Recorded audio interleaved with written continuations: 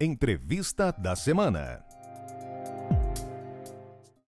Nosso convidado de hoje é o Dr. Helder Santos, contador e especialista em direito tributário. É um prazer tê-lo conosco. O prazer é meu, Dr. Cury. É um prazer estar aqui na SIMP e poder falar com vocês sobre tributação, que é um tema que eu tenho uma paixão e que eu acho muito importante que a gente traga ele sempre para a mídia, para poder divulgar e a gente esclarecer para os empresários como trabalhar com a tributação como um parceiro estratégico do negócio.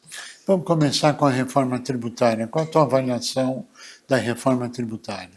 Bom, na reforma tributária eu vejo ela de uma forma positiva, né? Assim como ela tem seus pontos que a gente gostaria que fossem um pouco melhores. Mas, no geral, eu entendo que ela foi um avanço bastante importante para o Brasil e para os empreendedores. A gente tem uma simplificação de toda a tributação, a gente tem a possibilidade de ter mais tecnologia no processo de apuração. A gente fala hoje que a Receita Federal pensa em oferecer para os contribuintes uma obrigação acessória, ou seja, as declarações dos tributos já pré-preenchidas, com algumas informações vindo automaticamente nessas obrigações eletrônicas. Isso reduz muito o custo de uma empresa para poder se manter em conformidade com aquilo que é esperado de um empresário, tanto do Simples quanto do lucro presumido e do lucro real. Mas também a gente tem a tecnologia, por exemplo, do split payment. Eu vejo isso de uma forma muito positiva. O split payment ele ajuda o nosso empresário, a empresa em geral, a poder ter mais controle sobre aquilo que efetivamente está sendo recolhido na cadeia em relação à tributação. E também oferecendo para eles uma oportunidade de ter uma visão mais clara de quais são os custos de todo o processo que está ali vinculado de uma cadeia produtiva, para eles conseguirem conciliar melhor e construir melhor as suas margens e as suas estratégias comerciais. Mas poderia ter alguns aprimoramentos, né? As alíquotas são bastante altas, então a gente vê, por exemplo, que o setor de serviços ele vai ser bastante penalizado. Hoje a gente tem um setor de serviços com uma alíquota aí, média de ISS de 5%, alguns com benefícios, outros não, mas o que acontece? Esse setor ele passa de uma alíquota de 5% para uma alíquota de aproximadamente 18%, 28%, vai depender muito de qual é o ambiente que esse setor está localizado, está situado. E isso vai afetar, obviamente, as margens dessa empresa, vai afetar seus preços, vai afetar toda a cadeia produtiva, principalmente quando a gente está falando de empresas de lucro presumido, que são as mais afetadas. A partir de quando? Isso vai ser modificado inicialmente, começa a valer a partir de 2027, que é quando a gente tem, a partir de 2026, desculpa, quando a gente tem a migração da CBS, que é uma migração muito pequena, mas efetivamente em 2027 a gente começa a ter a CBS, que é a contribuição que substitui PIS e COFINS e passa a valer efetivamente 100%. A área de serviços foi prejudicada, a tua área foi prejudicada. A minha área é uma área que vai ser prejudicada. Eu atuo tanto na área de tecnologia quanto na área de serviços. Então eu vou ter sim uma certa penalização, porque eu vou ter uma alíquota muito maior do que a que eu pratico hoje. Então se a gente pega, por exemplo, contadores, médicos, advogados, que normalmente trabalham com um ISS diferenciado, a gente tem um benefício fiscal para essas classes, que são classes que exercem uma atividade intelectual, esse ISS ele é reduzido. E hoje a gente vai passar por uma alíquota combinada de IBS, que é o ICMS com ISS, que se torna o IBS, muito maior. Mas tem uma mudança também importante, porque a gente hoje, na maioria das empresas de lucro presumido, que estão no setor de serviços, elas não estão no regime não cumulativo. E a gente passa para o regime não cumulativo. O que é o regime não cumulativo? Peraí, você tem ganhos e perdas, né? Perfeito. Agora, vamos falar dos ganhos. Quais são os ganhos? As perdas nós já sabemos, aumentou a nível. Quais são as vantagens? Eu vejo que as vantagens é exatamente essa possibilidade do regime não cumulativo. Hoje, uma empresa do setor de serviços, no lucro presumido, ela usa o regime cumulativo. Qual é a diferença desses dois para quem ainda não é muito próximo da área tributária? O regime cumulativo ele não permite que a empresa tome crédito daquilo que foi recolhido na etapa anterior da cadeia. Então, ela sempre tributa com uma alíquota reduzida, mas ela não apropria nenhum crédito das suas aquisições. No regime não cumulativo, a empresa tem a possibilidade de apropriar os créditos, ou seja, ela pode recuperar o que foi pago pela cadeia, pelas etapas anteriores da cadeia produtiva dela. Então, a gente tem essa mudança significativa dentro do nosso sistema do setor de serviços. Agora, o que na reforma tributária trata desse tema? Que você só pode creditar desde que a etapa anterior tenha sido paga, é isso? Exato. Então, e como é que é essa fiscalização? Esse é um ponto importante, Dr. Cury, porque hoje a gente tem uma forma de apropriação de crédito um pouco diferente. O crédito ele não está vinculado ao efetivo recolhimento. É óbvio que só gera direito a crédito, hoje no regime não cumulativo, as operações anteriores na etapa que tiveram recolhimento de tributo. Porém, a gente não controla se efetivamente a empresa pagou ou não. A partir da reforma, isso passa a ser controlado. Então, a gente tem que confirmar que o fornecedor ele efetivamente recolheu o tributo para que a gente possa apropriar o crédito. A partir de quando? A partir do início da migração, que é 2026, com a CBS. Então, a gente vai ter um regime misto. Em 2026, nós teremos PIS e COFINS, que continuam vigentes como eles são hoje, e a CBS entra em jogo com um percentual muito pequeno, que eles chamam de como se fosse um momento teste para avaliar como que as empresas vão se comportar nesse novo regime. E aí, a partir disso, a gente já vai ter que controlar, então, essa arrecadação dos nossos fornecedores, se nós quisermos ter esse crédito, ainda que pequeno, da CBS para ser utilizado no regime não cumulativo. Como é que fica esses dois regimes? São duas contabilidades ou é uma contabilidade só com informações a mais na guia?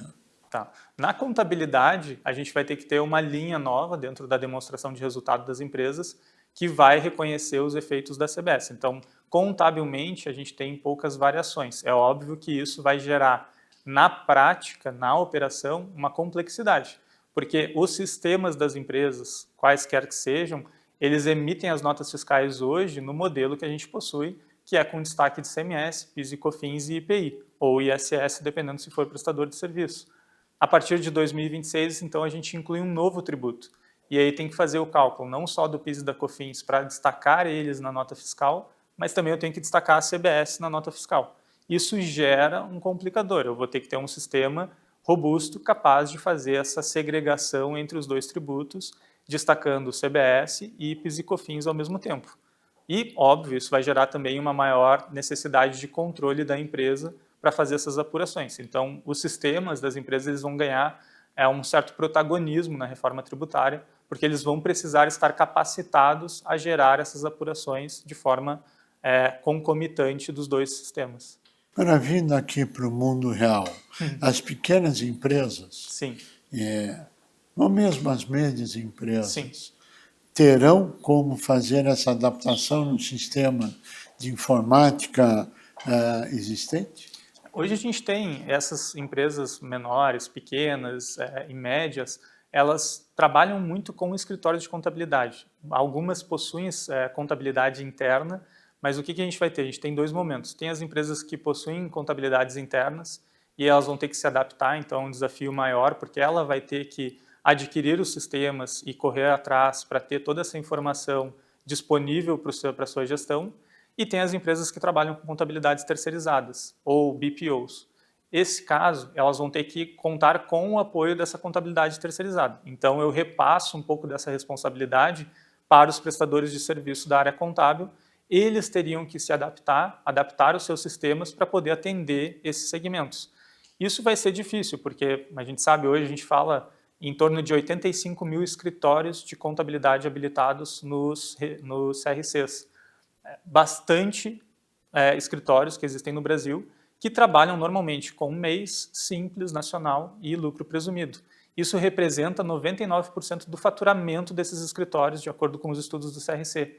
Então, efetivamente, os escritórios de contabilidade eles vão ter também uma relevância muito grande para lidar com esses aspectos da reforma e atender essas empresas que vão estar sendo afetadas por esse momento de transição. Sim, mas a pergunta é: sistema informatizado no mercado disponível para as pequenas empresas, existe algum atualmente? A gente tem alguns sistemas que hoje trabalham com pequenas empresas, alguns se destacam mais. Eu posso falar aqui da Domínio, que é um sistema bastante utilizado, tanto por escritórios quanto empresas. Tem o Questor, que também é um sistema bastante utilizado por escritórios e pequenas empresas.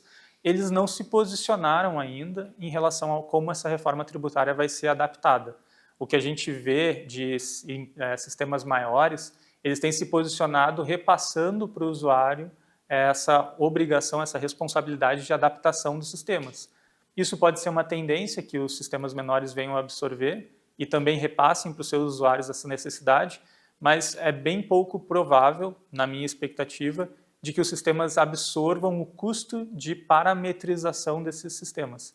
Então, isso efetivamente vai ter que ser algo de trabalho dos prestadores de serviço, dos escritórios de contabilidade ou dos próprios contadores de empresas, as contabilidades internalizadas.